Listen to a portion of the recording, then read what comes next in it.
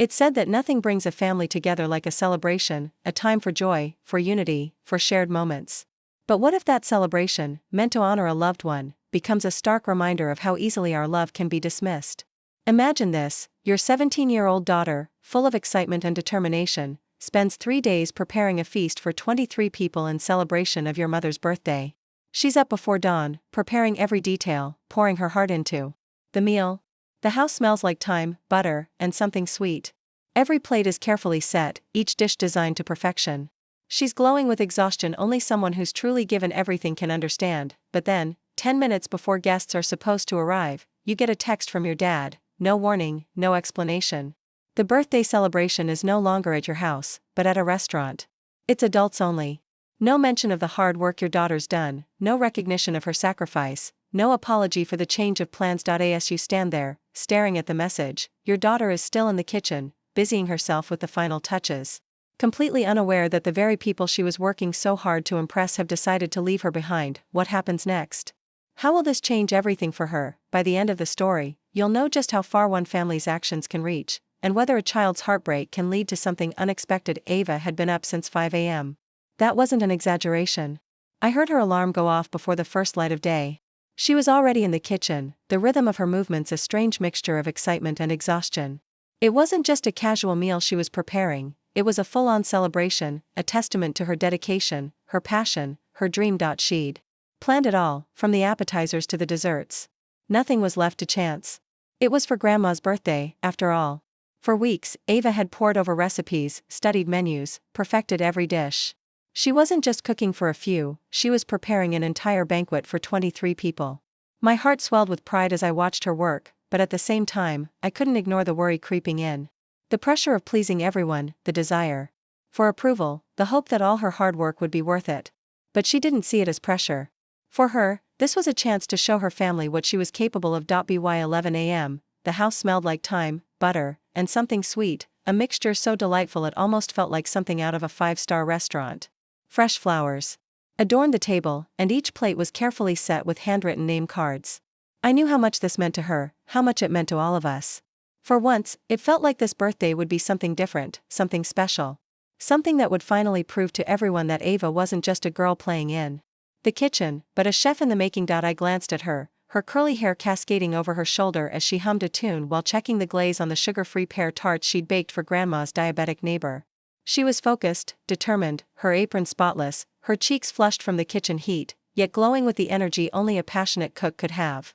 She wasn't just cooking a meal, she was trying to prove herself to a family that hadn't always believed in her. But then, just as I stepped into the hallway to take a breath, my phone buzzed. A message from my dad. "We've decided to celebrate at a restaurant. It's adults only." I stared at the message, feeling the room close in on me. I had to read it twice to believe it. I thought it was a mistake, a cruel joke. Ava had put everything into this meal. She'd worked so hard, sacrificed so much, and this was how it would end. I couldn't let her know just yet. She didn't deserve to feel that crushing blow, not after everything she'd done. I stepped away, my hands shaking as I called my dad, hoping, praying, that maybe he hadn't meant what he'd said. The phone rang twice before my dad picked up. His cheerful voice felt like a punch to my stomach. "Hey," he said, as if nothing were wrong. "Did you get the message?" "Yeah," I said, my voice calm but shaking. "I got the message." I tried to keep my composure, to hold on to whatever shred of control I had left. "You're not coming, then?" "No," he said. Simply, a little too casual for my liking. "We changed plans. It's just easier this way. We're already here, actually. Just sat down. The menu looks great." The weight of his words hit me like a wave. My mind raced. "You're at the restaurant right now?" "Yep, we're here. Everyone's here." And then it hit me, the brutal reality of it all. Ava had been working since the crack of dawn, slaving over the stove for 3 straight days. She had planned every detail. Every single thing had been made with love and care.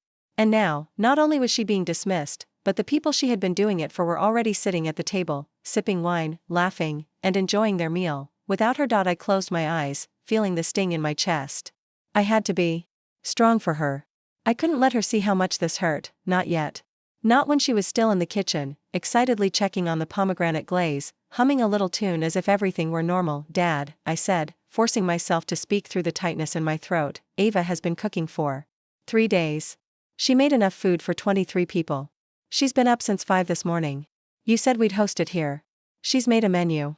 She's made diabetic options for Grandma's neighbor. There was silence on the other end. A long pause. Oh. Well, my dad finally said, his voice almost dismissive. Tell her not to take it personally. She can always freeze the leftovers. It's no big deal. Got to go, waiter's here. And just like that, the conversation ended. I stood there, my phone pressed against my ear, staring at the message. I didn't know what to feel, anger, betrayal, heartbreak, or a strange numbness that made everything feel surreal. I didn't want to cry in front of Ava, not when she was so excited. She had given everything for this moment, and now, she was about to be let down in the cruelest way possible. She didn't deserve this. After hanging up with my dad, I tried to gather myself before facing Ava. I called my mom next, hoping for a different response, hoping that somehow, maybe, she would see things differently. She picked up immediately. Her voice light and unbothered. Hello, she said, as if it were any other day. As if there wasn't a storm brewing on the other side of the phone. Did you really just not come? I asked, my voice a little too sharp, but I couldn't help it. Oh, honey, don't start, my mom replied with a heavy sigh. I could hear the impatience in her tone, the same tone she always used when she didn't want to deal with something uncomfortable. We just thought it would be more convenient, and honestly, we didn't want to risk anyone getting sick. Sick? She was talking about a 17-year-old girl who had spent days preparing a meal, carefully making sure it was safe and thoughtful. She was talking about her granddaughter, her flesh and blood, like she was some amateur playing with her toys. She's not 5, Mom, I said, my frustration rising. She's taken cooking classes. She's learned everything, and she built the entire menu herself. She sanitized everything. She even made diabetic options for Grandma's neighbor. She's not some child who doesn't know what she's doing. There was a long silence on the other end of the line, but when she spoke again, it was cold. That's nice, Jenna. But it's not real cooking. Not like at a restaurant. That was it. The moment I'd been waiting for. The moment I realized just how little my mother thought of my daughter's abilities. How little she valued the time and energy Ava had put into this. I couldn't hold it in anymore. I hung up the phone before I could scream. I took a deep breath, trying to steady myself, but nothing felt steady anymore. My hands were shaking, and all I could think about was Ava in the kitchen, completely unaware that her family had just rejected her. Her food. Her efforts. Her love. I called my sister next, not because I expected any better, but because I hoped, just maybe, she hadn't been part of this decision. Maybe she didn't know what had happened. Maybe, just maybe, I could find some support. But as soon as she picked up, I knew there would be no comfort. Oh, Jenna, my sister sighed. Don't guilt everyone over this. She's crying, she's dramatic, she's exhausted. She's 17. She needs to learn that not everything is about her. The words hit me like a slap. She made food for 23 people, and none of you wanted to be her test subjects? I couldn't stop myself from saying it. Jenna, she's not a chef. She's a kid. She's not ready for this, my sister said, her voice dripping with disdain. And if you think this is some grand act of rebellion, you're wrong. She's just throwing a tantrum. The thought of my daughter being reduced to nothing more than a test subject made my stomach turn. I hung up mid-sentence. I couldn't listen to her anymore. I stood there, in the hallway, trying to gather my thoughts, but my mind was swirling. I needed to focus on Ava. I had to keep it together for her. I walked into the kitchen, where she was standing in front of the stove, adjusting the sauce. She was so focused, so wrapped up in her work that she hadn't noticed the tension in the house. Not yet, Mom. Do you think the pomegranate glaze is too sweet? She asked, her voice soft with uncertainty. I didn't want to overdo it. And is the lighting okay? I wanted it to feel like a real restaurant, but not too fancy. Her questions were so innocent, so full of hope, that I felt my heart break all over again. But then, she stopped mid-sentence. She glanced at my phone in my hand, saw the group chat open, and in that moment, I knew she had seen it, the photo of my parents, my sister, and the rest of the family, gathered around a table at the restaurant. They were smiling, glasses clinking, food already served, while she, my daughter, the one who had put everything into this, was nowhere to be found. Ava's face faltered as she read the message. She stood frozen, staring at the phone as if the words were a puzzle she couldn't quite solve. Then, without saying anything, she dialed Grandma's number. Grandma, she said, her voice tight, but her eyes already brimming with tears. I watched as she held the phone to her ear, and a heavy silence filled the kitchen. Ava nodded slowly, as if receiving some kind of confirmation, and then her face crumpled. She didn't cry out, didn't sob, but the tears started to fall, slowly, almost resigned, as if everything she had done had been rendered meaningless. In an instant. I reached for her, but she pulled back, her hands trembling. She placed the phone down gently, as if it were made of glass, and turned toward the cake. It was beautiful, 3 layers, piped rosettes, Happy 67th Grandma written in dark chocolate. But it didn't matter anymore. Not when it was all for nothing. Ava stood still, staring at the cake, her hands clenched at her sides, trembling. As if she could barely hold herself together. It was a masterpiece, a work of love and dedication, and she was standing there, unable to say a word. I didn't know what to say either. Nothing seemed to make sense in that moment. I reached out, instinctively wanting to comfort her, but she stepped away, her shoulders stiff. She looked down at the cake, her face blank, as though she was trying to make sense of it all. But there was no understanding here, no reason to grasp. What she had poured herself into, what she had crafted with care and talent, had been rejected. Without a second thought, "Mom," she whispered, barely audible, as though her voice were coming from a distance. "Should I throw it all out?" The words cut through me. I knew what she was asking. The food, the work, the effort, the emotion, it felt like it meant nothing now. She was looking for permission to just give up, to throw away everything she had built, everything she had fought for. "No," I said firmly, before I even realized I was speaking. "No, we're not throwing anything out." Ava's eyes flicked up to meet mine, wide with disbelief. "But they didn't come, Mom. They didn't even care. They left us. They left me." I couldn't deny it. She was right. They had rejected her, and I couldn't protect her from that truth. I felt my own throat tighten, but I held it together. "Ava," I said softly, "you cooked for 3 days. You made something beautiful. You made something they'll never understand. You don't throw that away." She didn't respond, but I could see it, the doubt in her eyes, the hurt. I saw her questioning everything she had done. It was as if a part of her had died in that moment. I could feel her pain so deeply, it almost felt like my own. Just then, I glanced down at the cake. It was perfect. But it wasn't just the cake. It was everything that came with it, the passion, the dedication, the heart that she had put into every dish. How could I let her throw that away? I didn't have the answers, but I knew one thing: we weren't going to let them have the final word. Not this time. I turned away from her for a moment, my hands moving to grab my phone. My mind was racing. I wasn't going to stand by and let them erase her, let them take this moment from her. Not without a fight. Without saying another word to Ava, I opened up my contact list and started making calls. First, I dialed my husband. "I need you home now," I said, my voice clipped, urgent. There was no time for explanation. "On my way," he responded. "I'll be there in 20. The relief that came with hearing his voice, knowing he was coming to back me up, was immediate. But it was only the beginning. There was more to do. A lot more. I quickly moved on to the next call. My cousin Sam. She wasn't close with my parents. And she never followed the family script. She'd been left out of too many things, mainly because of her outspoken nature. But that was exactly why I needed her now. "Sam, I need you." Ava spent 3 days cooking for Grandma's birthday. The family ditched her for a restaurant. "I need people who can eat her food. Can you help?" To my surprise, Sam didn't hesitate. "I'll be there in an hour. Who else can I call?"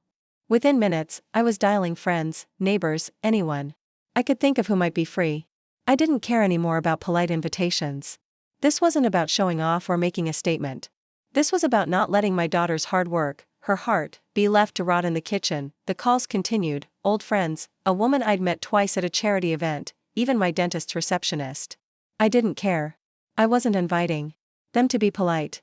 I was summoning them to make sure Ava didn't feel the sting of rejection alone. By the time my husband pulled into the driveway, the first 2 cars had already parked. One of the neighbors had brought wine, another had brought her extended family who had no plans for the evening. I was stunned by how quickly word spread. It wasn't just a gathering of random people, it was a show of solidarity. People had heard what happened, and they didn't like it. They were going to make sure Ava knew that she wasn't alone. When my husband stepped out of his car, I caught the look in his eyes. He didn't ask any questions, didn't even need to know the full story. He just walked up to me, his face set in determination. "Where do I need to help?" I nodded toward the kitchen. "Set up extra chairs. I need more space for everything. It's happening." And just like that, we began to salvage what was left of the evening. What they had tried to take away, we were going to build back. Not just for Ava, but for both of us. The house began to fill with people faster than I could have imagined. My neighbor, Janet, showed up first, with her arms full of homemade bread and a bottle of wine. She didn't ask questions, she just embraced Ava as if she were her own child, the warmth in her smile reassuring my daughter that she wasn't alone in this. Then came my cousin Sam, looking slightly disheveled but determined, her phone in one hand and a gift bag in the other, filled with cookies she had clearly baked just that afternoon. They didn't come to pity Ava. They came to celebrate her. They came to show her that, despite what her family had done, she had value. Her effort wasn't for nothing. More cars arrived, filling the driveway, the street, and the air with the sense that something special was happening. A group of friends who had never been involved with the family came in, carrying dishes and smiles. A couple of strangers, faces I vaguely recognized from the community group, showed up with food they had made themselves. It wasn't just about the food, it was about the support. It was a show of solidarity, the kind of thing you don't realize you need until it appears at your doorstep. Ava, who had been anxiously pacing in the kitchen, her hands trembling with nervous energy, stopped for a moment. She stood there, frozen, watching the guests file in, looking like she couldn't quite comprehend what was happening. The look on her face was a mixture of shock and awe. I walked over to her, gently touching her arm. "This isn't pity, Ava," I said softly. "This is defiance. You cooked for this, and they can't take that from you. Not now. Not ever." She stared at me, her eyes wide, her thoughts racing. "But I didn't want them to feel sorry for me," she whispered, her voice shaking. "I wanted them to see me. See what I can do." "You're not doing this for them," I said, my tone firm but gentle. "You're doing this for you. You've already shown them everything they need to know. Tonight, we celebrate you." With that, Ava seemed to breathe a little easier. She smiled weakly and nodded, her hands still clenched at her sides, but no longer with the same desperate tension. She was letting go of the need for approval. She was learning to accept that she didn't need their validation. Just as she started to step toward the door to greet the guests, a journalist, someone I didn't know personally, stepped inside. She was from a food media outlet, and somehow, word had spread about what had happened. I wasn't sure how she had gotten here, but at this point, I didn't care. She wasn't here to pity us. She was here to witness something real. The journalist walked in with a small camera bag slung over her shoulder, her eyes scanning the room like she was searching for something. She smiled when she saw Ava, standing awkwardly by the stove, looking like she didn't quite know what to do with herself now that everything had changed. "I heard what happened," the journalist said, pulling out her camera. "Is it okay if I taste a few things?"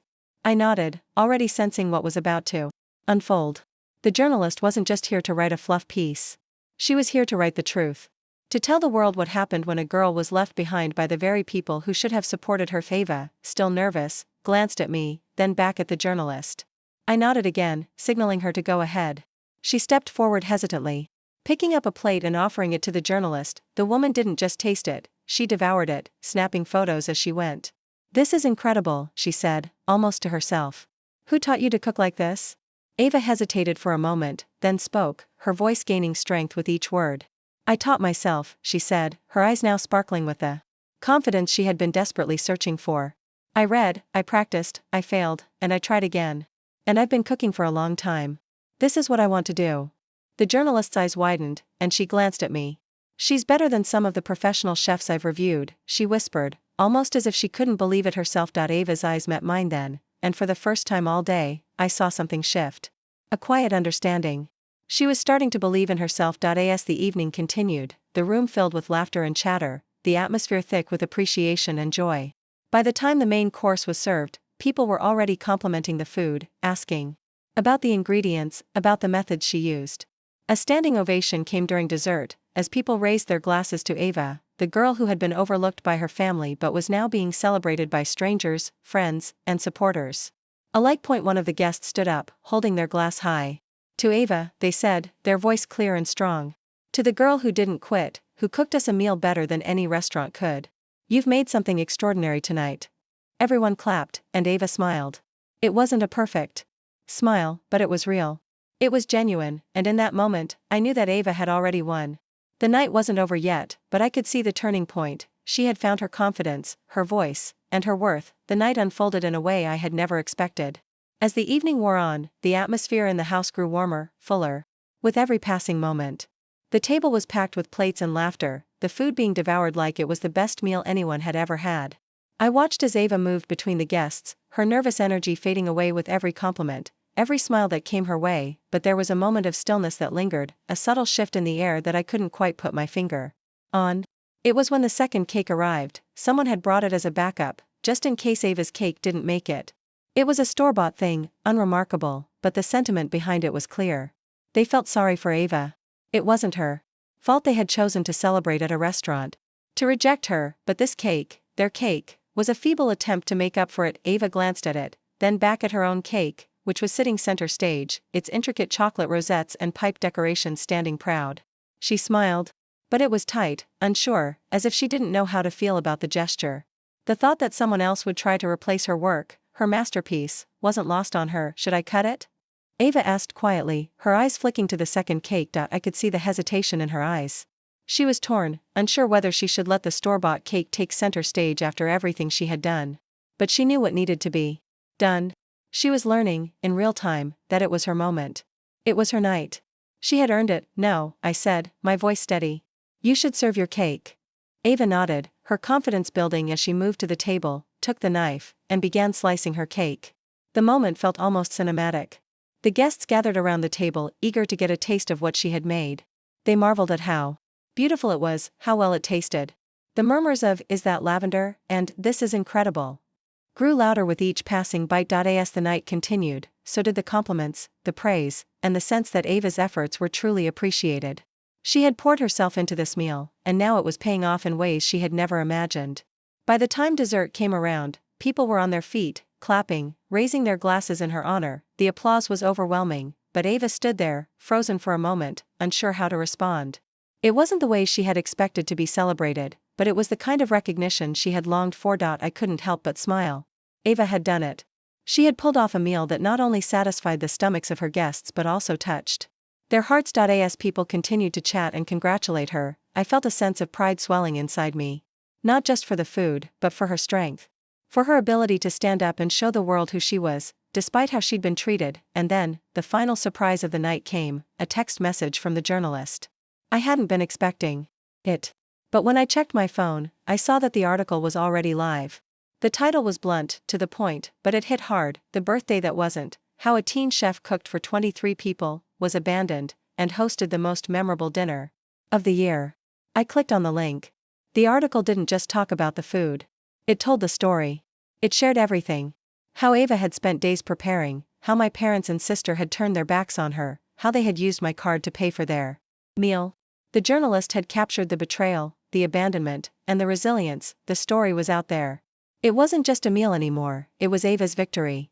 Her hard work had been acknowledged by people who truly understood what it took. I read through the comments section, my stomach turning in knots as I saw the reactions pouring in. She's amazing. Where can I eat her food? How could they leave their own granddaughter like that? This is why some of us cut off our families. The support was overwhelming. People were rallying behind her. They were seeing her, recognizing her. And in that moment, I knew something had shifted. Ava had found her place, not just in our family, but in the world. She had proven herself, even when others didn't believe in her. She was no longer a girl cooking in the kitchen to please others. She was a chef, someone with talent, with vision, and with the ability to make her mark. As the evening drew to a close, the house was filled with warmth, not just from the food, but from the sense of belonging, the sense of solidarity that had taken root in our living room. Guests continued to chat, to laugh, to enjoy the atmosphere, but in the quiet moments, I could see Ava starting to absorb everything that had happened. She was still a little in shock, her thoughts racing, trying to make sense of what this night had become. But there was a newfound glimmer in her eyes, a spark that hadn't been there before. I stood back for a moment, letting her be. She didn't need my hovering. She needed to see for herself what she had achieved. I could see it in the way she moved, the way she was finally holding her head up just a little higher. I leaned against the kitchen counter, my eyes never straying far from her. This wasn't just about the food anymore. This wasn't about who got invited or who stayed away. This was about Ava. About her resilience, her talent, and her ability to push through the heartbreak of her family's rejection and turn it into something beautiful. I wasn't sure where this night would take us, but I knew that Ava would be just fine. She had already proven that she could stand tall in the face of adversity, that she could rise above the bitterness and make something good out of a bad situation. This wasn't the end of her journey. It was just the beginning. As the final guests trickled out, each one giving Ava their personal congratulations, the last of the leftovers packed up in containers, and the house started to quiet down, I couldn't help but feel an immense sense of pride for my daughter. She had found a strength in herself that I had never seen before. Then, around midnight, after most people had left and Ava had started cleaning up in the kitchen, my phone buzzed again. This time, it wasn't a text from the family. It wasn't a reminder of the disappointment or the betrayal. No, this was different. It was a message from the journalist, the one who had written the article. She had sent me the link, but this time, it wasn't just about the food. It was about Ava. It was about the girl who had turned a night of rejection into a triumph. The story had gone viral, and the media was taking notice. I opened the article. Again, my eyes scanning over the paragraphs that told our story, the real story. The one about the family who turned their back on their own. The one about a daughter who fought for what she loved and succeeded, even when everyone else tried to crush her. But what struck me the most was the final line, the one that hit harder than any of the rest. The family didn't just lose their place at the table. They lost their chance to see greatness in its purest form. I put the phone down, letting the words sink in. This was more than just about food, about a failed birthday dinner, about family drama. This was about Ava finding her voice and her purpose. And that was more than I could have ever hoped for. I walked into the kitchen where Ava was quietly washing the last of the dishes. Her back was turned to me, but I could tell she wasn't really focused on what she was doing. She was lost in thought, her mind replaying the night, piecing everything together. Ava, I said, my voice soft but sure. She turned to look at me, her eyes still carrying that lingering sadness, but also a newfound confidence that I hadn't seen before. I just wanted to say, I paused, the words feeling bigger than I expected, you've done something amazing tonight. You've turned a setback into a success. You've turned rejection into recognition. You've shown everyone exactly who you are. She looked down for a moment, as if unsure of what to say. But then, she smiled, a real smile, the kind that I hadn't seen in a long time. It wasn't perfect, it wasn't flawless, but it was hers.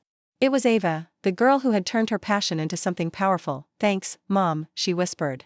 I didn't want to give up. Not like that. I wanted to prove that I could do this.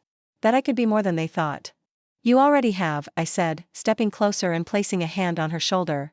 You've proven more than enough. The doorbell rang then, breaking the quiet moment between us. Ava raised an eyebrow, a little surprised. Who could that be? I motioned for her to stay put and walked over to the door. When I opened it, I wasn't expecting to see them. But there they were, my parents, standing on the porch, fuming, their faces red with anger. Behind them was my sister, arms folded across her chest, glaring at me like I was the one who had done something wrong. I felt a tightness in my chest, a mixture of anger, frustration, and exhaustion. I wasn't ready for this, not tonight, not after everything that had happened. But I knew, deep down, that this was coming. You need to fix this, my dad snapped, skipping any pleasantries. His tone was sharp, accusatory. You've ruined us. My mom chimed in, her voice cracking with frustration. Do you have any idea what you've done to our reputation? I could feel the old familiar tension building, but I wasn't going to let them control this moment. Not anymore. Not after everything Ava had done, after everything we had been through. You need to say it wasn't true, my sister interjected, stepping forward. You need to tell them it was exaggerated. That it was taken out of context. Taken out of context? I said, my voice icy calm, but my anger was building.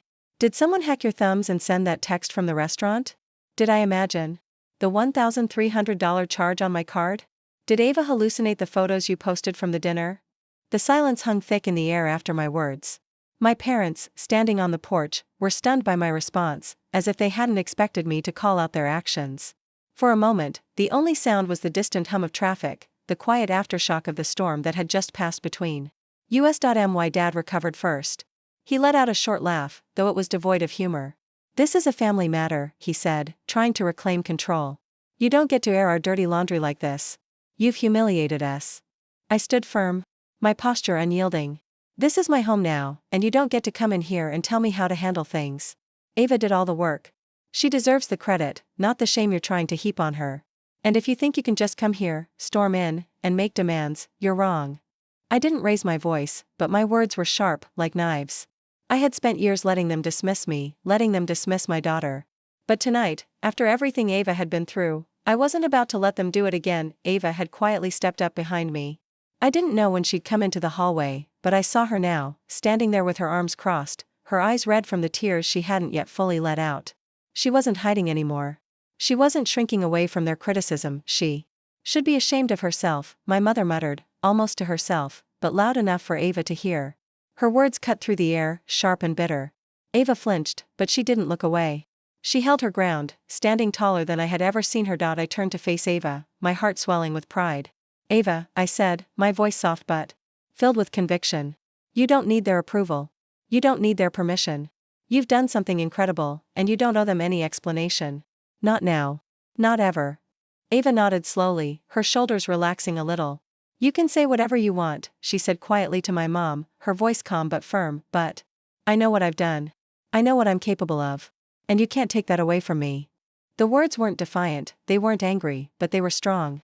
And for the first time in her life, I think Ava fully understood her worth. She wasn't looking for validation from anyone, especially not from the people who had left her behind when she needed them the most. My mom opened her mouth to argue, but I cut her off. Enough, I said, stepping in front of Ava. You've done enough. You've taken enough from her already. This ends now. You don't get to dictate how we live our lives anymore. Not me. Not Ava. We're done. The air between us was thick with tension, but I could see the defeat in my mother's eyes. The usual control she had over me, over our family, was slipping away. They had been able to manipulate the situation for years, but not anymore. Not tonight. Ava stepped closer to me, her hand resting lightly on my shoulder, as if grounding herself in the moment. My parents stood in silence, no longer the imposing figures they had once been. For the first time in my life, I felt like I had the power to change the course of things, to stop letting them control the narrative, and then, as if on cue, my husband walked in, his presence a solid anchor in the chaos. He didn't ask what was going on, didn't inquire about the tension hanging in the air. He just looked at me, saw Ava's tear-streaked face, and understood immediately. Out, he said. His voice quiet but strong. This is my family. My home. And you don't get to come here and treat anyone like this, especially not Ava. My dad's face turned red with anger, but he didn't say anything. He was used to being the patriarch, used to getting his way, but now that authority had crumbled. My mom shot me one last look of disdain, muttering something under her breath. But she didn't push back. And then, without another word, they turned and walked away. My sister, standing behind them, didn't speak a word. But her silence spoke volumes. She had never been part of this, but she was still complicit. She had stood by and let it happen. And now, as they left without a single apology, I realized something. There would be no closure, no neat resolution. But there was something better. Ava was no longer waiting for their approval. She had her own. As the door clicked shut behind them, I stood in the hallway with Ava, my arm around her shoulders. For the first time in my life, I felt like I had chosen the right path. They're gone, I whispered. And you know what? We're better for it. Ava didn't say anything, but the way she rested her head on my shoulder spoke volumes. She wasn't just my daughter. She was someone who had weathered the storm. She had made her mark, and no one, could take that away from her. The silence after my parents left was oddly peaceful. The kind of silence that happens after a storm passes, when the air feels clear again. I stood in the hallway with Ava, my arm still around her, and for a brief moment, it was just the two of us. No tension, no weight of family expectations pressing down on us. Just a sense of relief, of freedom. Ava looked up at me, her eyes still slightly red, but there was a new resolve there. Something had shifted in her, something that had been broken earlier in the night had started to heal. She wasn't just the girl who cooked for a birthday that was never celebrated. She was a chef, a creator, someone who had proven her worth not just to her family, but to herself. I don't think I ever really believed in myself, you know? Ava said quietly, her voice soft but steady. I always thought that maybe, if I worked hard enough, they'd see me, see what I could do. But they never did. And then, after everything, tonight, I realized it's not about them. It never was. I smiled, pulling her a little closer, the pride swelling in my chest. You're right. It never was about them. You've always had everything you needed inside you. They just couldn't see it. But now you know that you don't need their approval. You have something better. Ava nodded slowly, her face softening as she took in my words. She didn't need to hear me say it over and over. She had already begun to internalize the lesson. She had always been enough, and now she understood that she didn't need to prove herself to anyone. Mom, she said, breaking the quiet for a moment. What now? What happens next? I took a deep breath, feeling the weight of everything that had happened, the emotional toll of the day. But I also felt a sense of possibility, of hope. We keep going. We keep building, Ava. You keep doing what you love, and we let the world catch up. They didn't want to see you for who you really are, but that doesn't mean you stop being who you are. You keep going. She smiled at me, a little more genuinely this time, her hands still shaking from the intensity of the night, but her heart lighter. I want to keep going. I want to make this my future, Mom. I don't care what they say anymore. Then, that's exactly what you're going to do, I said firmly, knowing that no matter what, I would be there to support her. To help her chase her dreams, to help her find her place in the world. Because now, she was on her way to making that place for herself. The next few weeks flew by, and Ava was more determined than ever. The night of her rejection had changed her. No longer was she seeking validation from people who didn't understand her. She was seeking her own path. And that path had already begun to reveal itself. The article that had been written about her went viral in ways none of us could have predicted. It wasn't just a local story, it spread far beyond our small community. People in the culinary world took notice. A few weeks after the dinner, Ava got an email from a chef she admired, a local restaurant owner who had read the piece. He wanted to meet her. He wanted to offer her an opportunity to learn under him. I couldn't believe it at first. It felt too surreal. But Ava didn't hesitate. She responded immediately, setting up the meeting. When I asked her if she was nervous, she smiled that confident smile of hers. "No, Mom," she said, her eyes sparkling. "I'm ready." And she was. She was more than ready. She had already proven that to herself, to the world, and now it was time for the world to see just how much she had to offer. A few months passed, and I watched Ava grow in ways I hadn't anticipated. The opportunity with the local chef turned out to be just the beginning. She quickly became an indispensable part of the kitchen, learning the ins and outs of professional cooking, developing her skills, and gaining the kind of experience that would set her apart. Her work ethic, her creativity, and her passion didn't go unnoticed. Every day, she would come home with new stories about what she had learned, about the techniques she had perfected, and about the people she had met who believed in her. But what struck me most was how much Ava had changed on the inside. She had always been strong, but now she was solid in a way that I couldn't explain.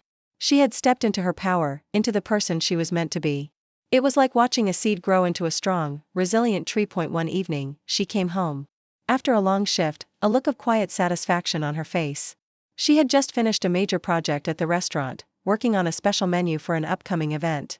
She looked exhausted, but there was a spark in her eyes, a kind of peace I hadn't seen in a long time. "Mom," she said as she walked through the door, a huge grin spreading across her face.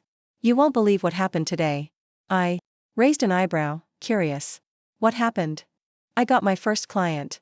They want me to cater their party next month. They loved my work and they want me to cook for their event." I froze for a second, processing her words. My daughter, Ava, was being hired to cook professionally. Not by a family member or a friend, but by a stranger who had tasted her food and wanted to pay for it. It was real. She was doing it. She was living her dream. "That's amazing," I said, stepping forward to give her a hug. My heart swelled with pride. "I'm not sure how I got here, Mom," she said, pulling back slightly, her voice laced with disbelief. "It just all happened so fast. One minute, I was cooking for Grandma's birthday, and now I'm getting paid to cook. It feels surreal." "I think that's because you earned it," I said, the words coming from the deepest part of my heart. "You've worked for this. Every step you've taken, every challenge you've faced, has led to this moment. You've earned every bit of it." Ava smiled, a full, genuine smile, her face radiating with something I hadn't seen before: confidence, excitement, and a deep understanding of who she was and where she was going. "I'm not done yet, Mom," she said, her voice quiet but filled with determination. "I have a long way to go, but this is just the start. And I'm going to keep pushing, keep learning, keep growing." "I know you will," I said, feeling that same quiet pride.